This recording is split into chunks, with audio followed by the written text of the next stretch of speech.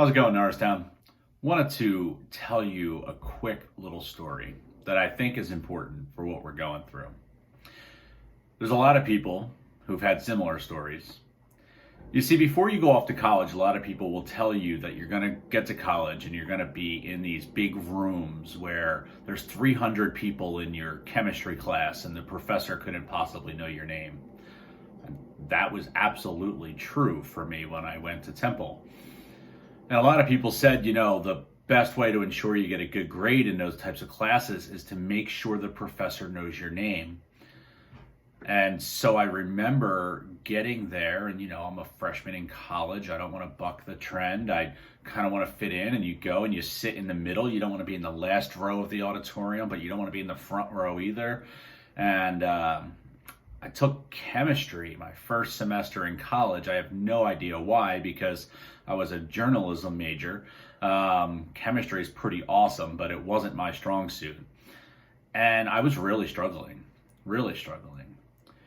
And then I was about halfway through the semester, and I remembered how many of my teachers in high school told me and told all of us that part of the being able to get a good grade in these big classes was making sure the professor knew your name.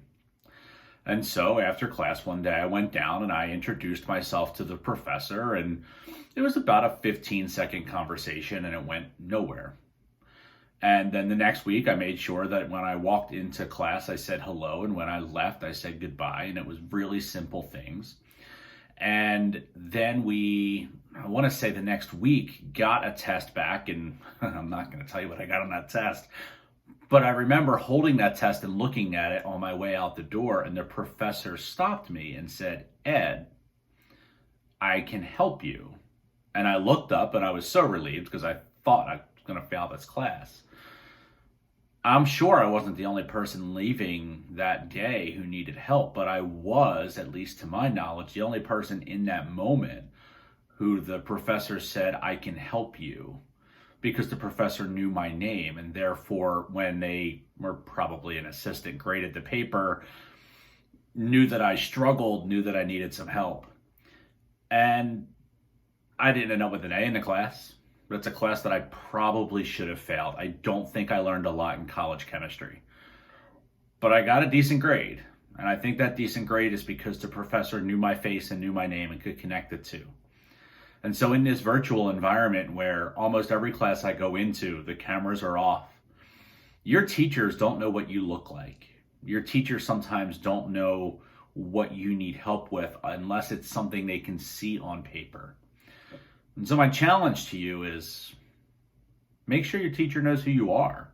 Turn the camera on, even if it's just real quick to say hello. Or even if your internet doesn't allow you to turn the camera on, find a way to connect. Your teacher is dying to find a way to help you. Whether you have an A already or whether you failed the first marking period or somewhere in between. Don't go through the entire semester being the person that sits in the middle of class and never connects.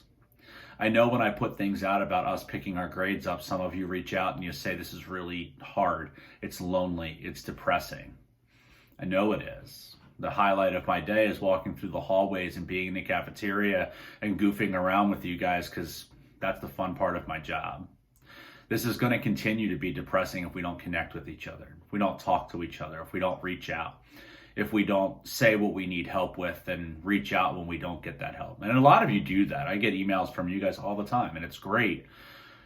And your teachers get emails from you guys all the time too, and it's great. But let's just work on that personal interaction.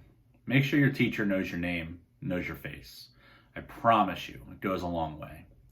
I'll never forget teaching 10th grade government, and a young man who barely showed up to my class for the first ever class came up to me and he said, "Mr. Roth, I am going to pass this class." And I looked at him and I said, "Lou, no, you are not." Lou passed my class. Lou got an A on my final exam.